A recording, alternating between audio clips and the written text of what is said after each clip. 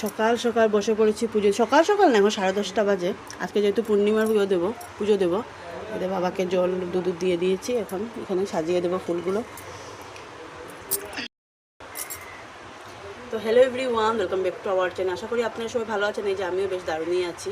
মামা এখনও উঠেনি, মানে উঠে পড়েছে কিন্তু একটু ভালো করে উঠেনি। তো আমি চান করে চলে এসেছি। ভাবলাম কালকে যখন দিইনি, তো আজকে আর কিছু মুখে তুলবো না, একবারে পুজোটা দিয়ে দিই। একটু লেট করে উঠেছি, 8:30টার দিকে, তার জন্য এত সময় হয়ে যেত।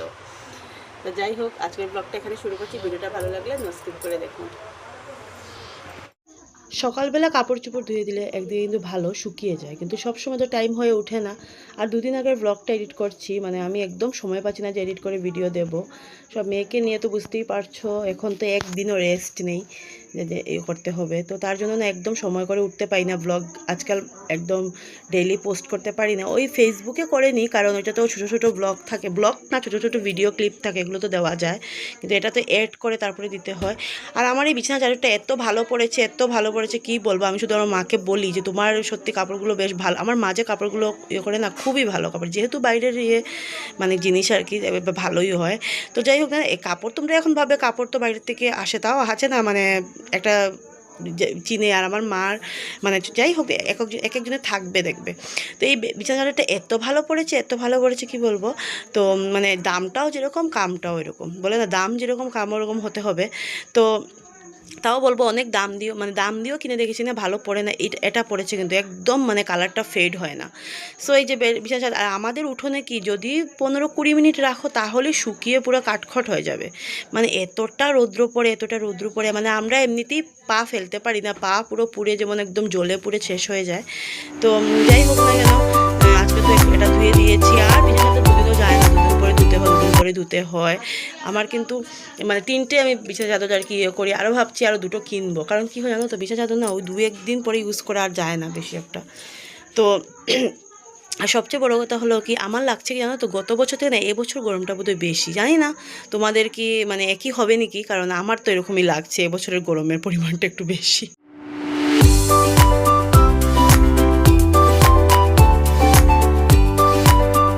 তো এই মেয়ের সেদ্ধ ভাত মেখেছিলাম, বেশি হয়ে গেছে বলে অল্প একটু কমিয়ে রেখে দিয়েছে। এটা আমি এখন খাবো। রান্না করবো সোয়াবিন, অনেক দিন পর আজকে সোয়াবিন রান্না করবো। কী দিয়ে করবো না করবো তার আগেগুলো খেয়ে নিই, তারপরে ভাবি। পুরো ধুয়ে দিয়েছি। আর এদিকে আজকে রৌদ্রটা একটু কম আছে, অল্প রোদের তাপটা কম, কিন্তু শুকিয়ে যাবে। কালকের ভিডিওটা এখন সবজি কাটতে বসে বসে এডিট করে নিয়েছি। থাম্বনেল রেডি করবো, আর নাহলে থাম্বনেল ছাড়াই আজকে দিয়ে দেবো, শুধু টাইটেল লিখে। তো এই যে এখানে পেঁপে কাটলাম। পেঁপেগুলো যেহেতু কুকারে একটা সিটি মারবো, সাথে ভাবছি আলুও দিয়ে দেবো, ভালো লাগছে না 12:30 রান্না করতে, আজকে প্রচণ্ড লেট। আর এই যে পেঁয়াজ রসুনও দিলাম, সোয়াবিন করবো। আর এই যে রসুন আদাও দিয়ে দিয়েছি। তলে বসেছি, 12:30 বিছানা তুলতে পারছি না। সত্যি মামাম শুয়ে আছে, মামামের শরীরটা ভালো না। দুপুরবেলা আমার কাজ করতে কোনো অসুবিধেই হয় না। সারাদিন তো মা দিদা সবার সাথে বকবক করি, দুপুর বলো সকাল বলো বড়মশাই।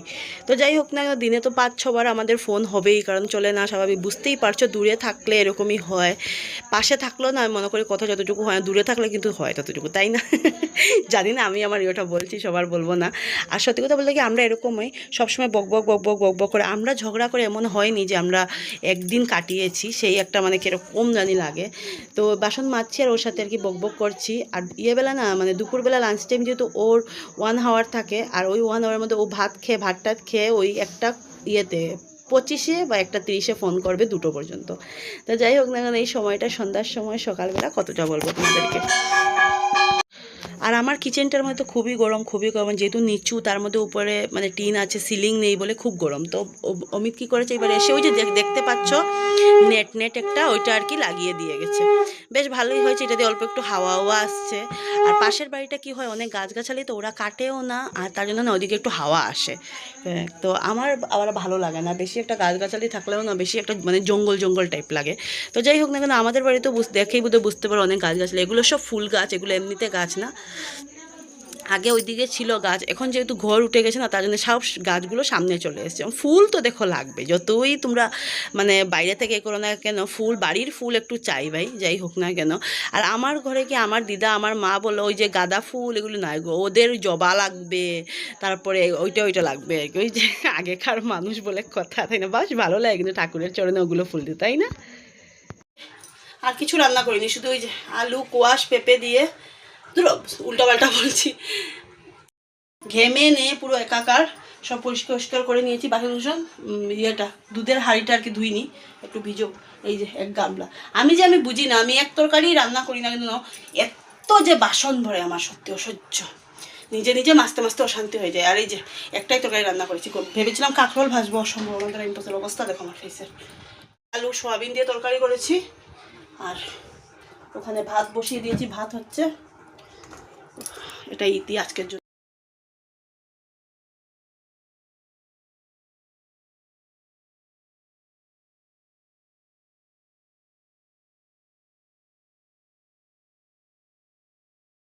মা দিল, এটা বোধহয় পাবদা মাছ, আর এর চাটনি চালতার আমি নিয়ে বসেছি।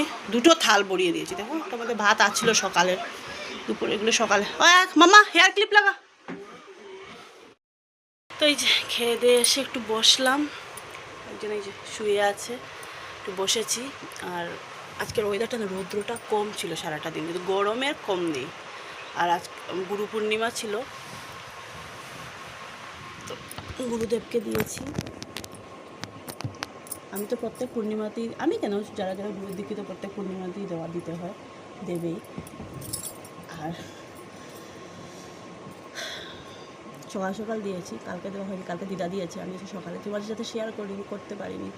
এতটা কাজের হুটোপাটা হয় যে গরমের মধ্যেও ভালো লাগে না সত্যি। এখন খেয়ে দিয়ে এসেছি। ও মামামের ফ্রেন্ডের যে ঘর আছে, আগে যে এসে আমাদের ঘরে খেলতো, এখন ও কম আসে, পড়ার চাপ বেড়ে গেছে। তো যাই হোক না কেন, ওর মা প্রসাদ নিয়ে এসছে গুরু পূর্ণিমার, খিচুড়ি পায়েস, পরে শেয়ার করবো তোমাদের সাথে। তারপরে কাঁচা প্রসাদ নিয়ে এসছে, মানে ইয়ে দিয়েছিল আর কি, গুরুদেবকে ভোগ দিয়েছিল গুরুদেবের। যাই হোক, একজন শুয়ে শুয়ে গান করছে, গল্প করছে, একটু ঘুমাবো। আর বাকি ঘুমাবো, কয়টা বাজে জানো? 4:15। মনে কোথায় গল্প করে সন্ধ্যা হয়ে যাবে। আমি জানলাটা লাগাবো, জানলাটা লাগিয়ে দিই। আমার ফ্রেন্ডের ঘর থেকে পায়েস প্রসাদ আমি এক জায়গায় রেখে দিয়েছি, কারণ ইয়ে করতে পারিনি, এখানেই রেখেছি, কিছু হবে না। আর খিচুড়ি মেয়ে নিয়েছে, দেখো অবস্থা, নেওয়ার স্টাইলটা দেখো, ঘেটে ঘুটে রেখে দিয়েছে। মাদেরকেও দিলাম, আমিও রাখলাম। শুধু এখন এখান থেকে পেয়ারাটাই ওটা খাবো, কে শোবো।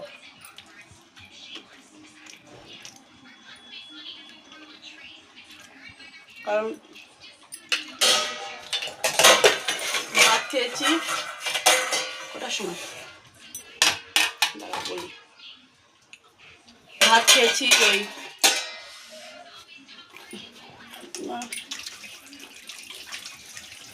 3টে হবে। বসে বসে মাছটা